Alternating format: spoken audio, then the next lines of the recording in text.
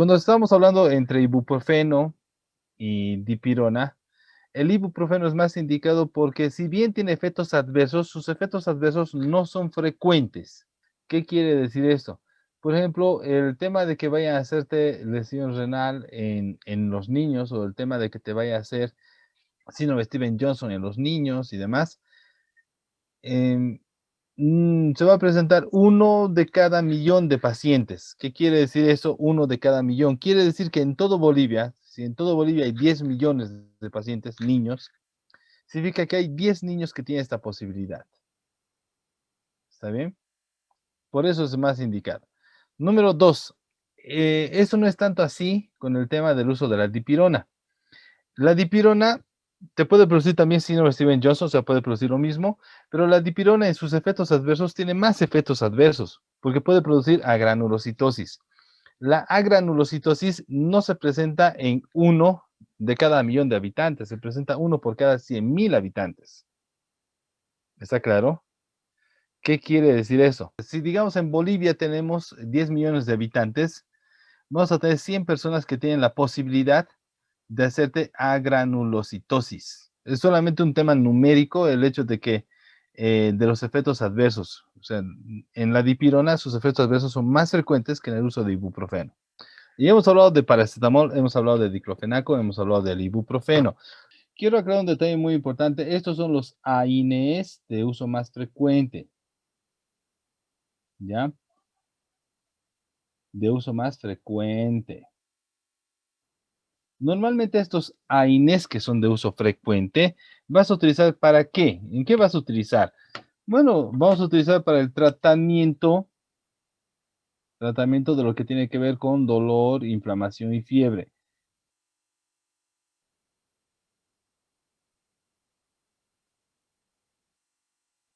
Quiero aclarar un detalle importante. Esto es fundamentalmente para las lesiones de partes blandas. Lesiones de partes blandas. Es decir, para las lesiones músculo-esqueléticas,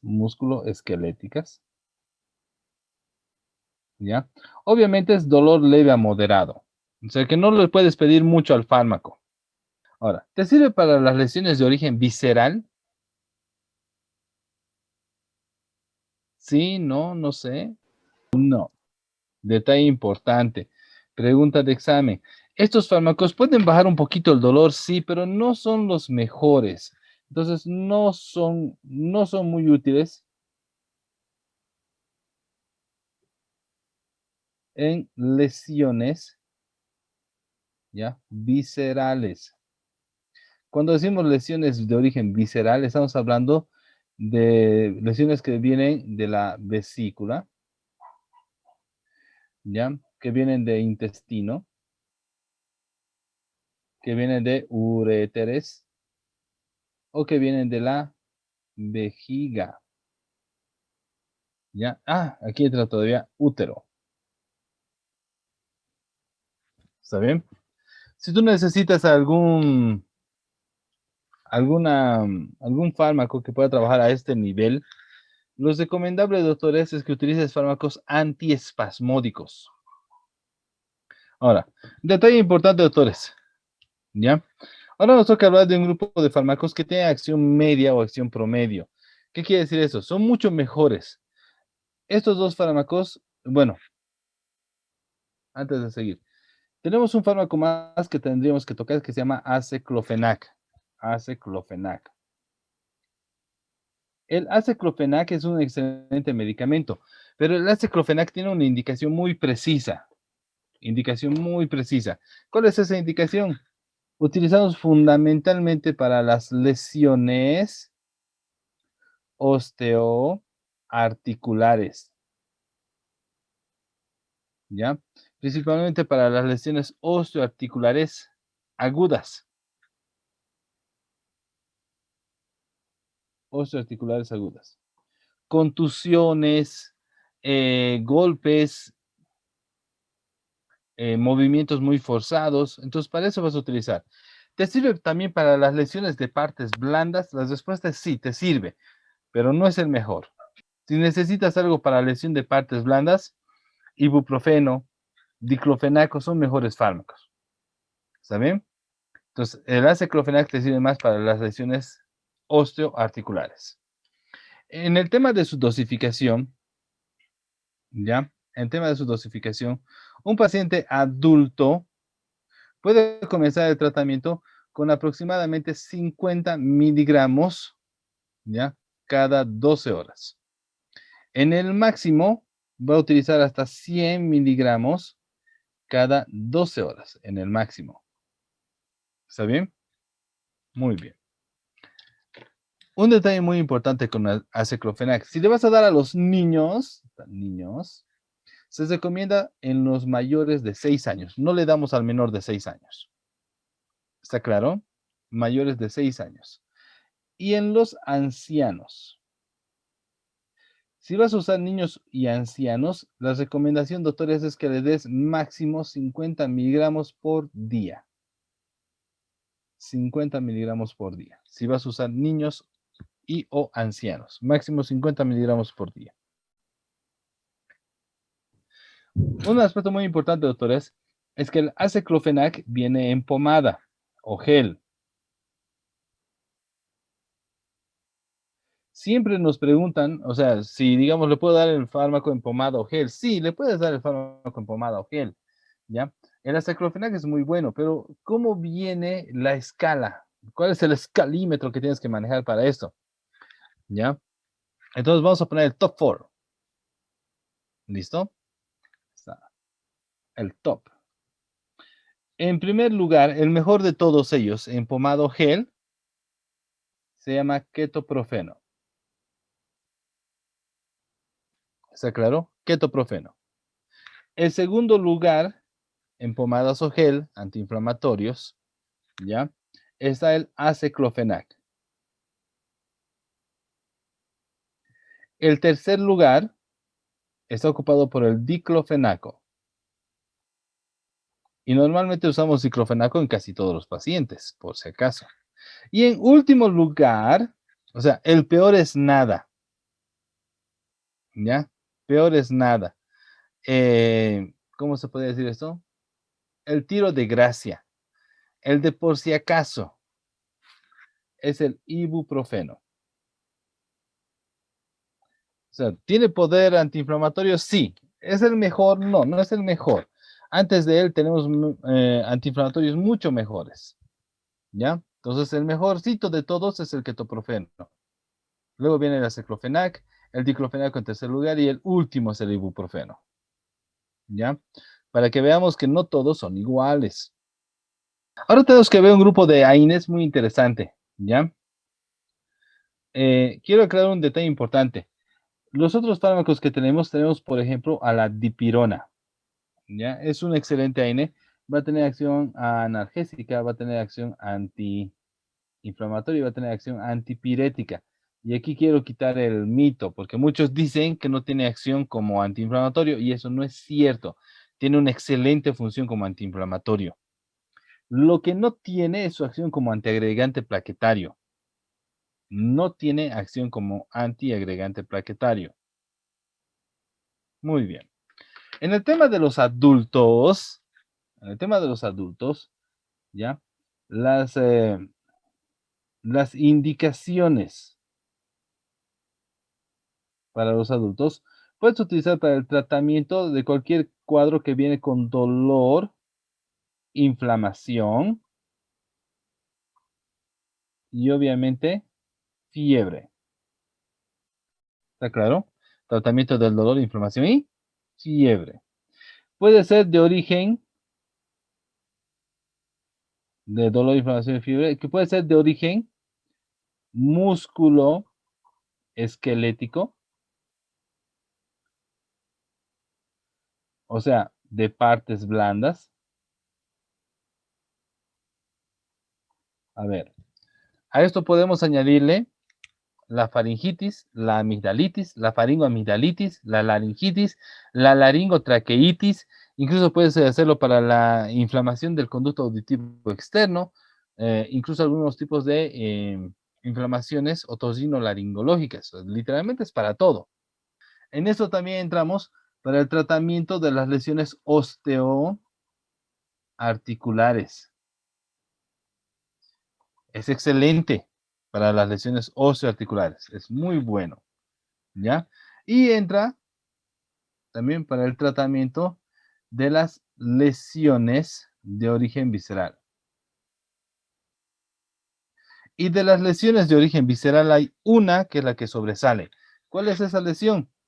Bueno, el tratamiento de la dismenorrea. A ver, muchas empresas farmacológicas recomiendan, por ejemplo, el uso de ibuprofeno. El ibuprofeno no es bueno para la lesión, o sea, para la dismenorrea, ¿ya? La dipirona tiene mejor función. ¿Está claro? Ahora, detalle importante. La dipirona también viene recomendado para el tratamiento del espasmo en los niños. O sea, la idea es que si es niño menor de 2 años, le vas a dar dipirona o metamizol sódico. Pero si es niño mayor de 2 años, lo primero que puedes hacer es darle un antiespasmódico. Y si no tienes, le das dipirona. En el tema de las dosis,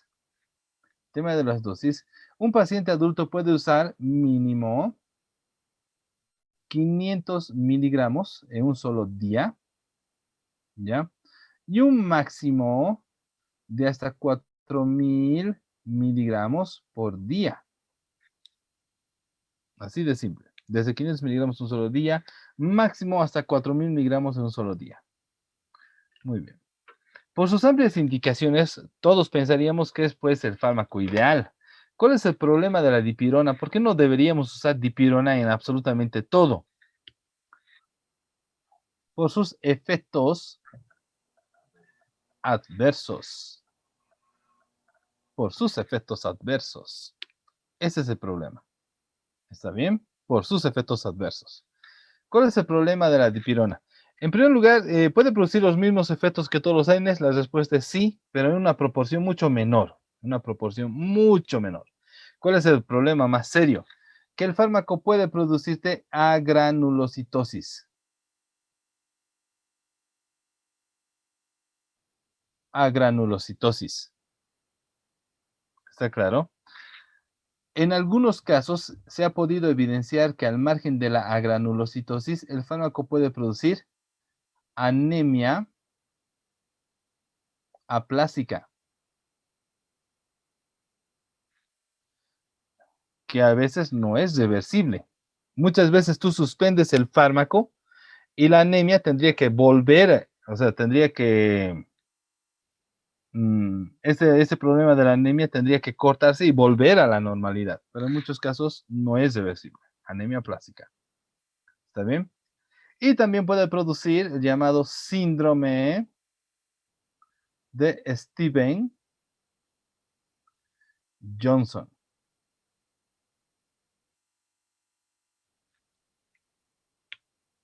La ultimita.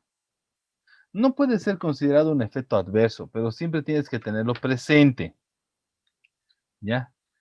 El paciente adulto que va a recibir, normalmente los AINES, al disminuir la cantidad de prostaglandinas, lo que van a producir es un aumento de la presión arterial, ¿cierto? ¿Sí o no? Sí.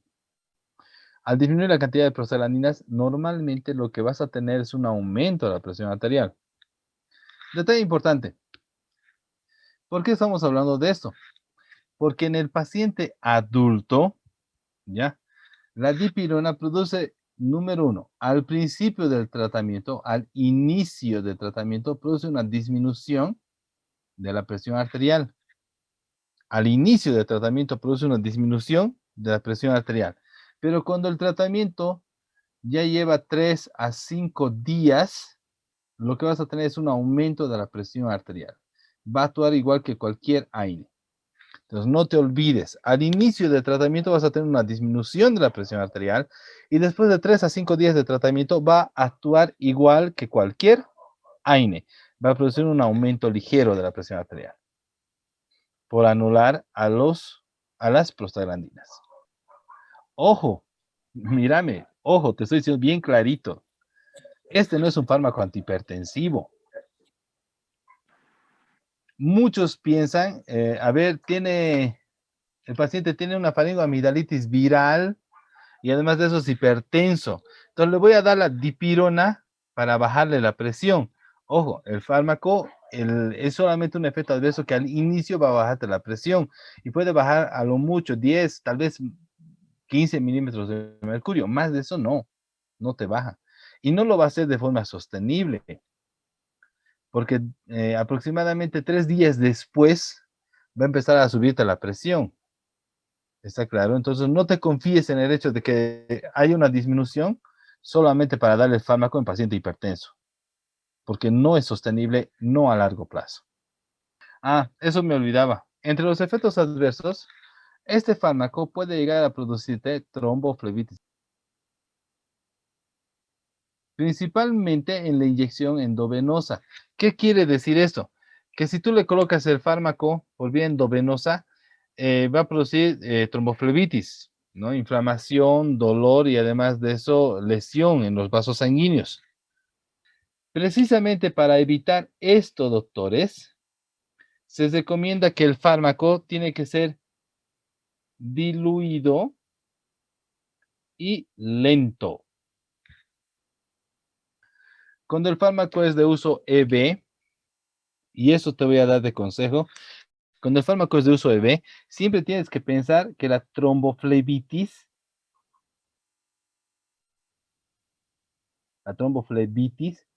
es una posibilidad. ¿Está bien? Siempre es una posibilidad. Entonces, por eso tienes que ver el fármaco y las capacidades que tiene el fármaco. Por ejemplo, los fármacos que son sumamente ácidos son capaces de producir más tromboflebitis. Número dos, cuando el fármaco es utilizado por vía intramuscular, ¿ya? Hay mayor posibilidad de que el fármaco pueda producir mionecrosis. Mionecrosis, ¿ya? Ahora, pregúntame. Doctor, ¿qué es lo más importante? ¿Qué es lo fundamental para que el fármaco produzca mionecrosis?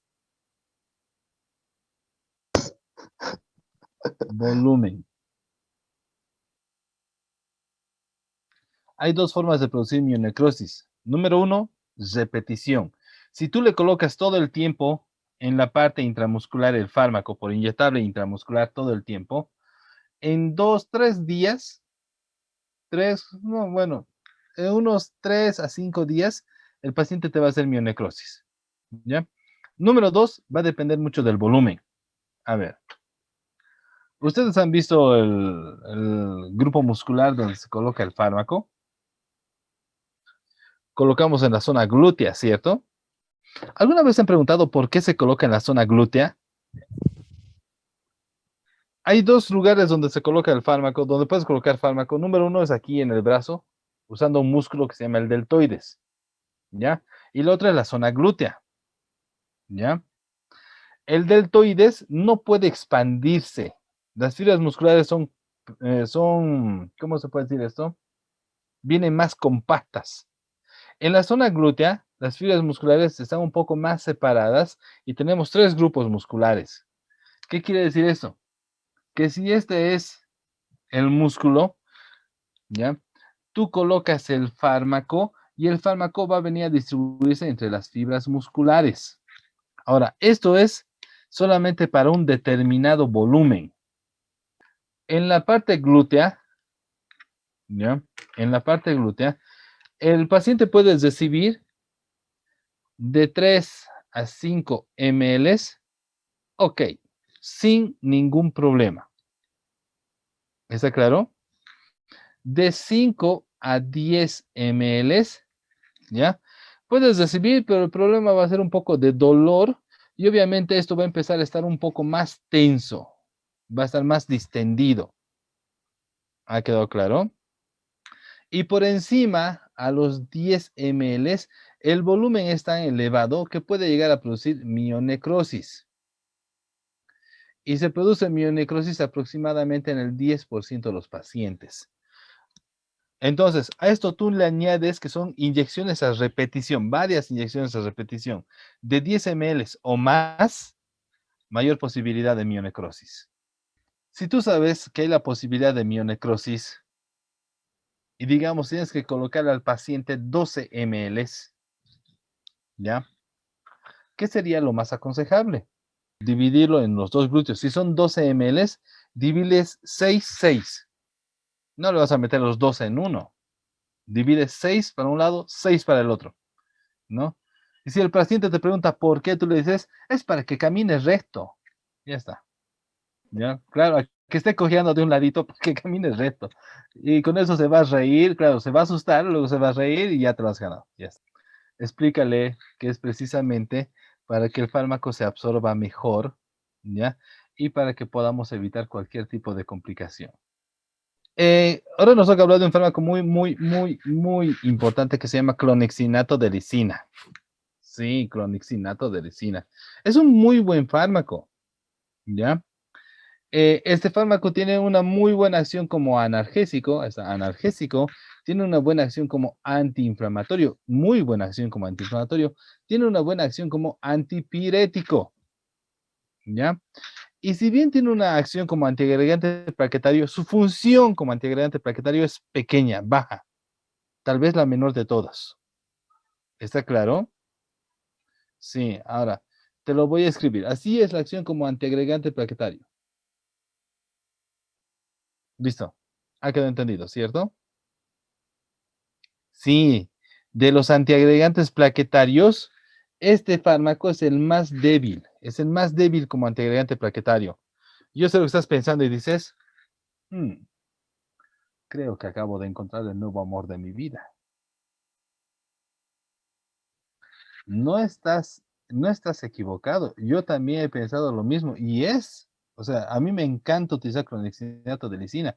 Hasta el día de hoy nunca me ha fallado, ¿ya? Es excelente fármaco, ¿ya? Lastimosamente, muchos médicos no utilizan clonexinato de lisina, ¿ya? Yo sé lo que estás pensando y tú dices, pero ¿por qué no utilizan? O sea, doctor, yo nunca he visto recetar clonexinato de lisina, pero ¿por qué no utilizan? Yo tengo dos teorías, ¿no?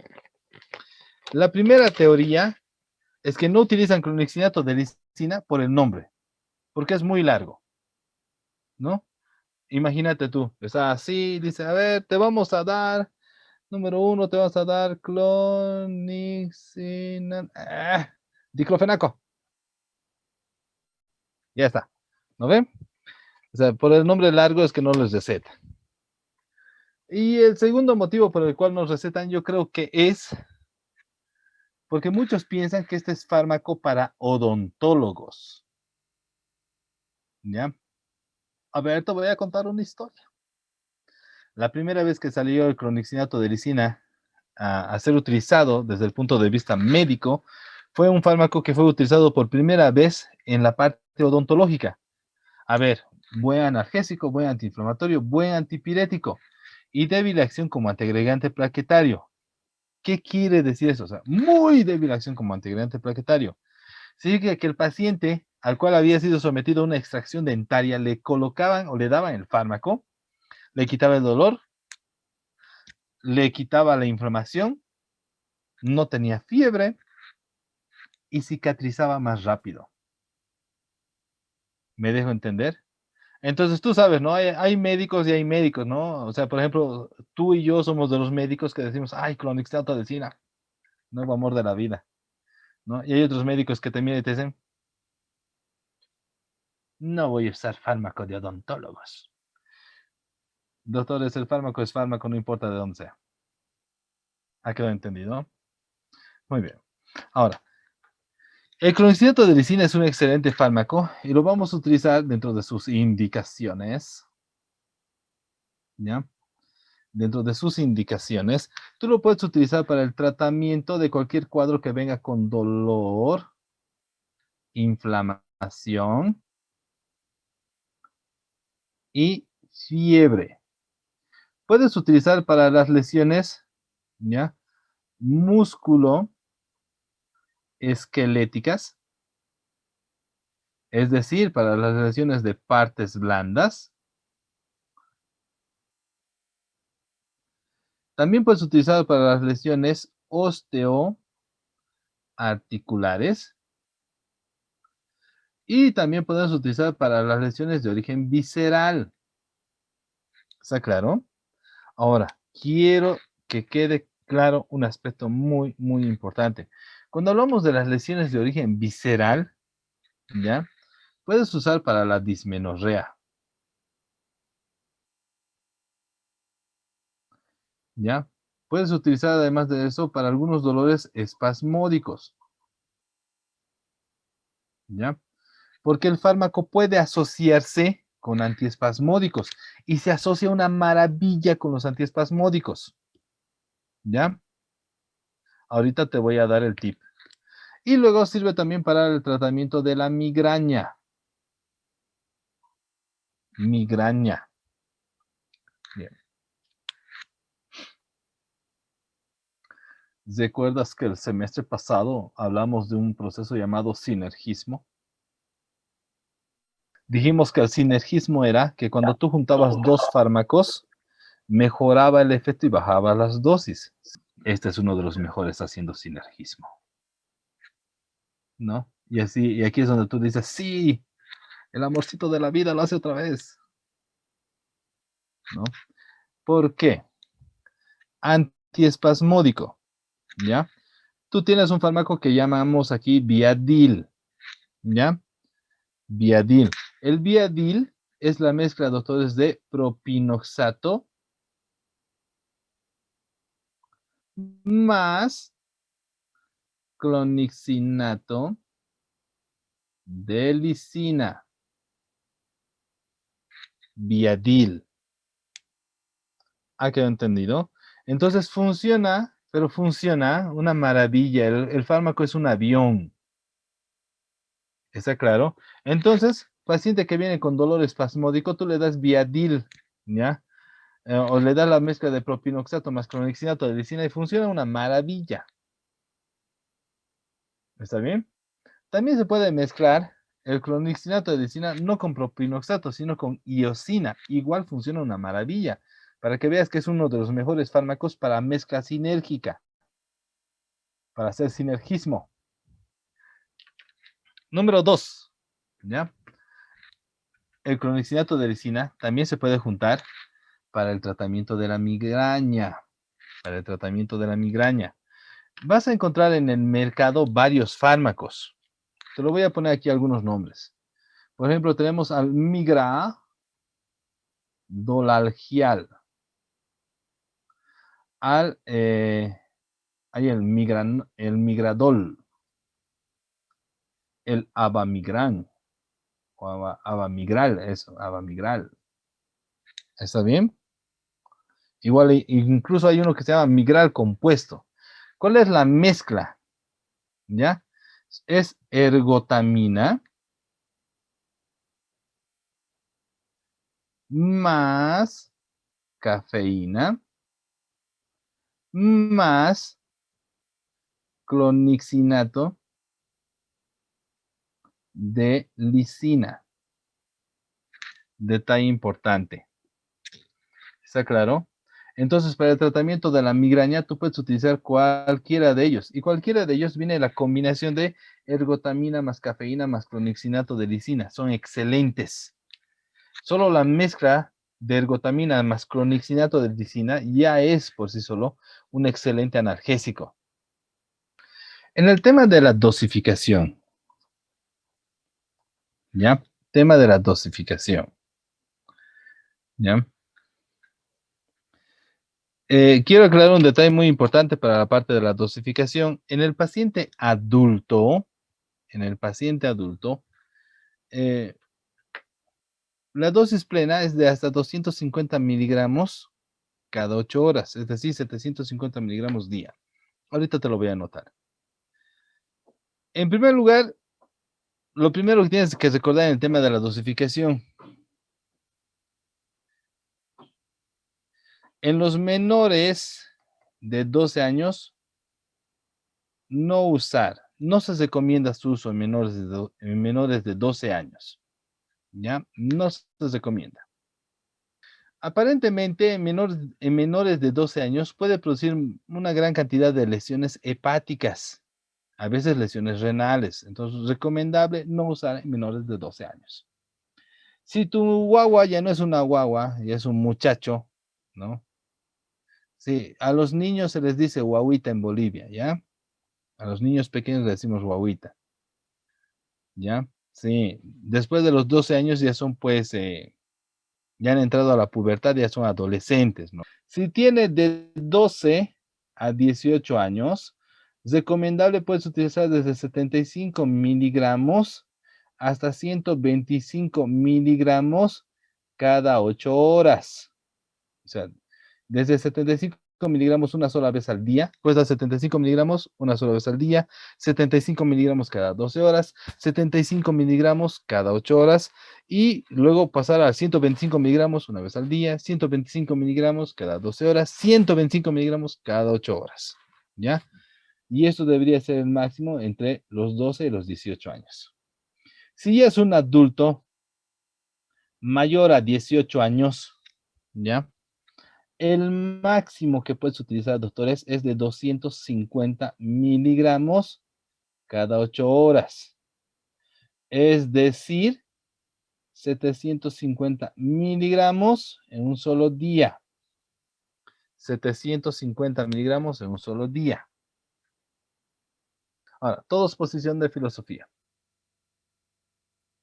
¿Será que yo le puedo dar este fármaco al paciente con dengue? ¿Tiene o no tiene acción como antiagregante plaquetario? Doctores, aunque la acción como antiagregante plaquetario es débil, sigue teniendo acción como antiagregante plaquetario. No es recomendable correr el riesgo para utilizar en pacientes con discrasias sanguíneas o con dengue. ¿Está claro? Sí, es el de todos los antiagregantes plaquetarios, este es el menor, pero no es recomendable que vayamos a correr el riesgo. Entre sus efectos adversos,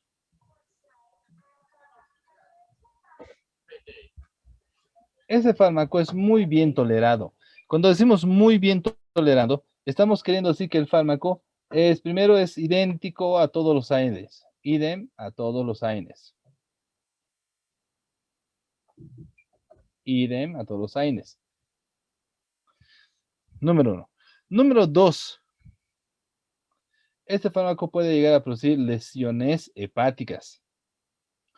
No es frecuente, ¿ya? No es frecuente. Si tú utilizas el fármaco bien y respetas las reglas y las normas que te hemos dicho, es rarísimo que vayas a producir una lesión hepática. Raro, ¿ya? ¿Cuáles son las reglas? Primero, no a menores de 12 años. Entre los 12 y 18 años, respeta las dosificaciones. Y mayor de 18 años, respeta la dosificación. Si tú sigues estas reglas simples, es rarísimo que vaya a hacerte lesión hepática el paciente, salvo que tu paciente venga con una lesión hepática previa. Por ejemplo, pacientes con cirrosis hepática o algún otro tipo de alteración hepática. Ahora, doctores, vamos a hablar de los fármacos que tienen mayor potencia analgésica. ¿Ya? Estos son los fármacos que tienen mayor potencia analgésica. ¿Está claro? Por mayor potencia analgésica. ¿Qué quiere decir eso? Que si vas a utilizar estos fármacos, utilices pues en patologías que valgan la pena, ¿no ve? No le vas a dar, digamos, a un paciente que se ha golpeado un pie, ¿no? O sea, si se ha golpeado el pie, más vale que se haya roto algo así. Para eso es. No le vas a dar esto, digamos, a cualquier cosa. Vas a utilizar realmente en pacientes que vienen con mucho dolor, ¿ya? Por una sencilla razón. Estos fármacos se los considera por su potencia analgésica, no por su acción como antiinflamatorios, ¿ya? Estos fármacos son dos. Número uno, tenemos al ketoprofeno. Y número dos, tenemos al ketorolaco. ¿Está bien? Ketorolaco, ketoprofeno. A ver, si estamos hablando como analgésicos, antiinflamatorios, antipiréticos, y tuviéramos que hacer un escalímetro, para que todos podamos entender este tema. ¿Ya? Analgésico, antiinflamatorio, antipirético.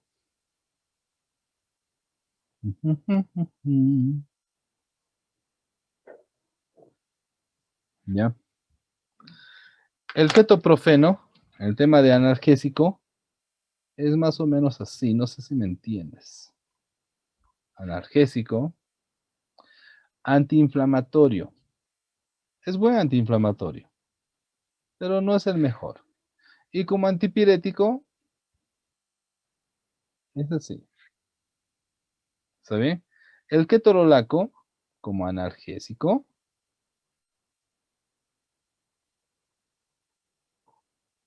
como antiinflamatorio y como antipirético. Muy bien. ¿Cuál es el mejor analgésico? Ketorolaco. Ahora, quiero que me presten atención, ¿ya? Quiero que me presten atención y recuerden esto y recuérdenlo muy bien, ¿ya? ¿El ketorolaco es un fármaco AINE o es un fármaco opioide? Lo hemos visto como AINE. Jamás hemos hablado de que el ketorolaco sea un fármaco opioide. ¿Por qué estamos hablando de esto? Hace un tiempo, hace aproximadamente 2 años, uno de los cirujanos, no voy a decir el nombre del doctor por respeto, le dijo a uno de los internos que el ketorolaco era un fármaco opioide. Y el interno le dijo al doctor, no, doctor, es un fármaco AINE.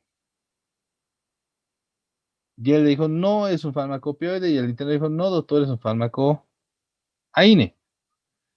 Entonces, el interno, que curiosamente también fue estudiante mío, le dijo, doctor, usted y yo no tenemos por qué discutir, somos del mismo equipo. Vamos al libro, ¿ya? Cuando leyeron el libro, adivina en qué parte está ketorolaco. ¿Está como un fármaco? AINE. ¿Con esto qué quiero decir? Tal vez la confusión que tuvo el doctor fue la siguiente. En el libro dice, y dice así clarito, 30 miligramos de ketorolaco es igual o tiene la misma potencia analgésica que 10 miligramos de morfina. 30 miligramos de ketorolaco tienen la misma potencia analgésica que 10 miligramos de morfina. Entonces yo creo que por eso surgió la confusión. Si estamos hablando de que estos fármacos son excelentes analgésicos, entonces no le vas a dar a cualquier cosa, ¿cierto? Vas a buscarte los cuadros que tengan, pues, que presenten más dolor. Entonces podemos utilizar principalmente para el tratamiento de los cuadros que vengan con dolor, que pueden ser de origen músculo, músculo, esquelético, es decir, de partes blandas, partes blandas. Puedes utilizarlo para pacientes que vienen con dolor osteoarticular, ¿ya? Y también pues, podemos utilizar para los pacientes que vienen con dolor y que están, por ejemplo, en el postoperatorio. Postoperatorio. O sea, para el postquirúrgico, después de la cirugía. Ahora, detalle importante. Por ejemplo, el ketoprofeno te sirve para el tratamiento del síndrome de Reiter. ¿Ya? Ya sé, ya sé. ¿Qué es el síndrome de Reiter? ¿Cierto? El síndrome de Reiter, doctores, es una artritis reactiva. A ver, vamos a verlo así.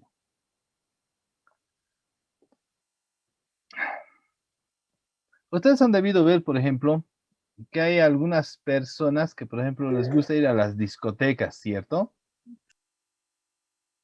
Y cuando se van a la discoteca no les gusta irse a sus casas solos.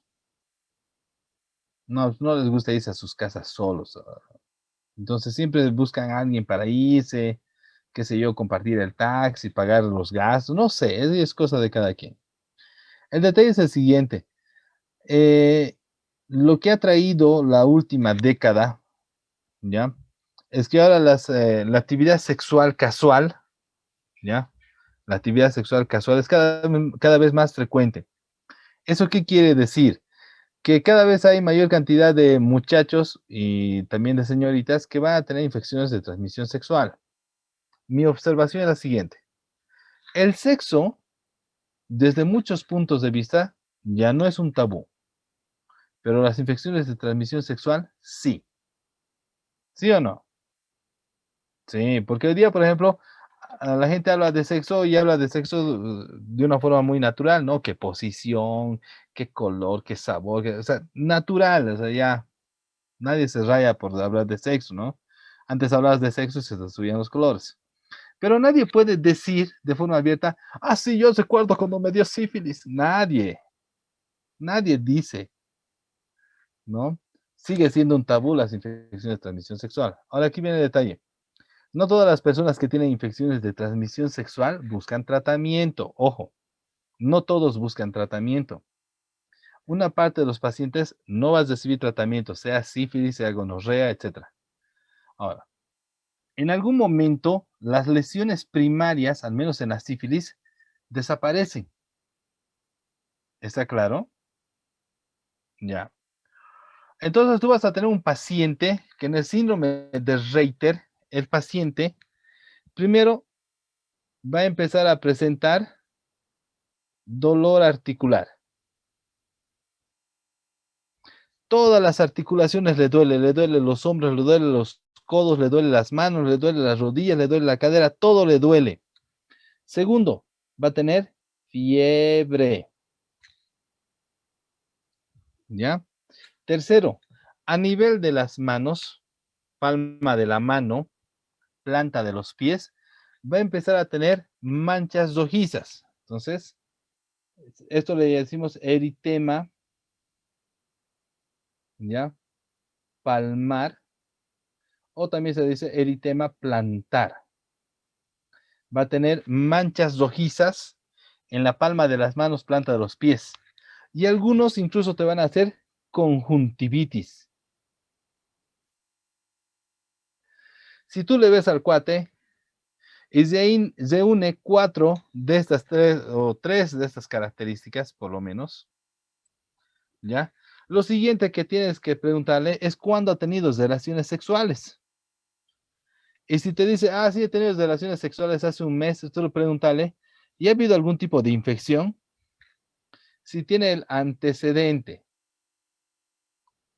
de antecedente de infección de transmisión sexual o antecedente de, ¿cómo se llama eso? De actividad sexual, lo más posible es que se trate de síndrome de Reiter. Entonces, para el síndrome de Reiter usamos ketoprofeno, es el más efectivo de todos. Eso solamente le va a servir para tratar el dolor y la inflamación de las articulaciones. Esto no va a curar el síndrome de Reiter. Lo que usted necesita es tratamiento con antibacterianos. ¿Está bien? Solamente va a ayudar a tratar toda la parte sintomatológica de la patología. Si usted quiere curarlo, necesita tratar con antibacterianos. Doctores, detalle importante. Sea ketorolaco o sea ketoprofeno, el tratamiento no debería exceder los 5 días. ¿Ya? Ketorolaco, ketoprofeno, el tratamiento no debería exceder los 5 días. ¿Ya? Ahora, ¿quiénes son los que más utilizan ketorolaco?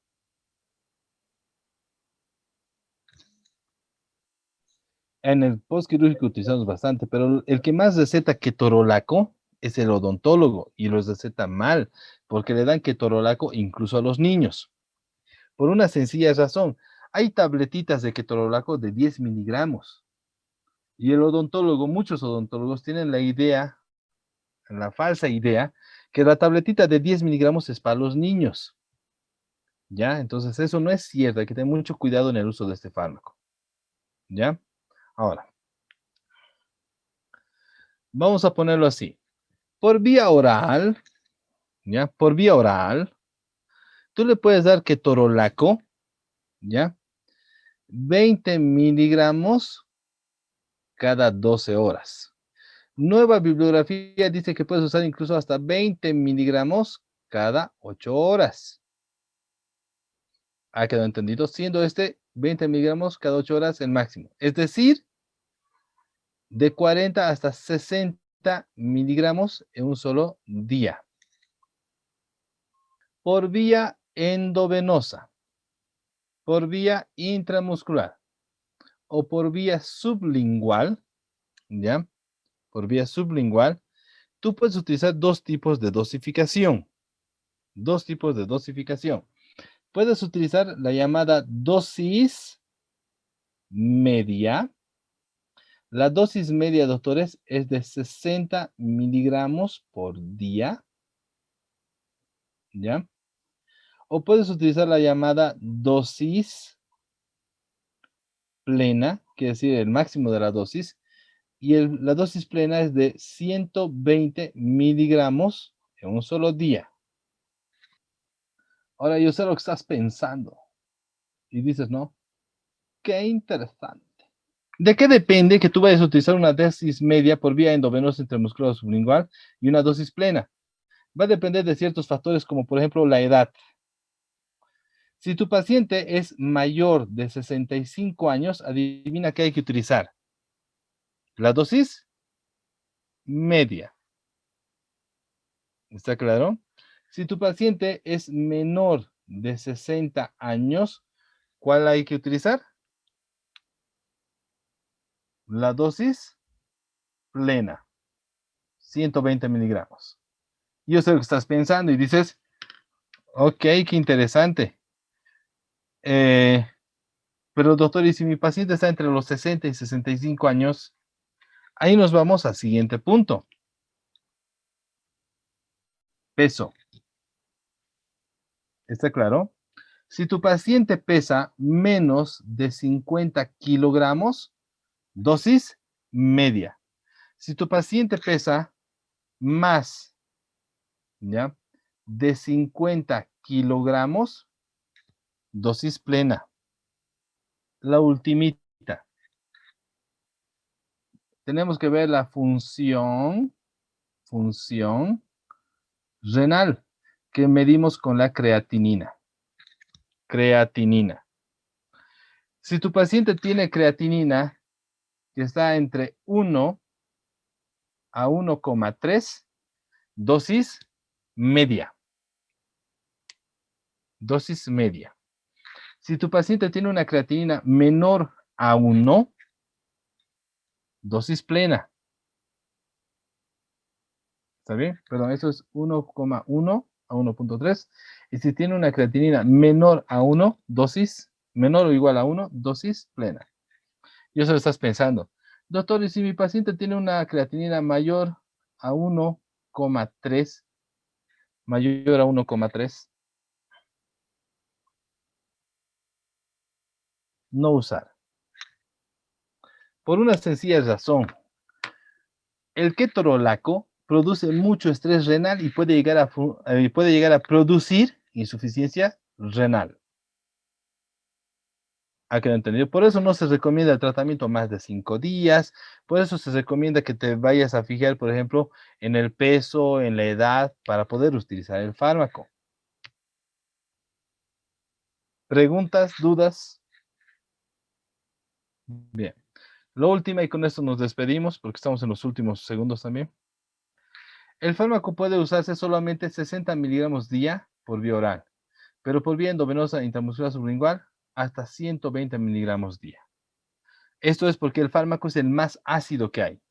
Te va a dañar el estómago usado por vía oral. Entonces, ten mucho cuidado. ¿Ya? Lo mejor es utilizar las vías endovenosa, intramuscular o sublingual para que puedas utilizar incluso hasta dosis mayores. Si vas a usar por vía oral, 60 miligramos máximo, no más. Si no, dañas el estómago.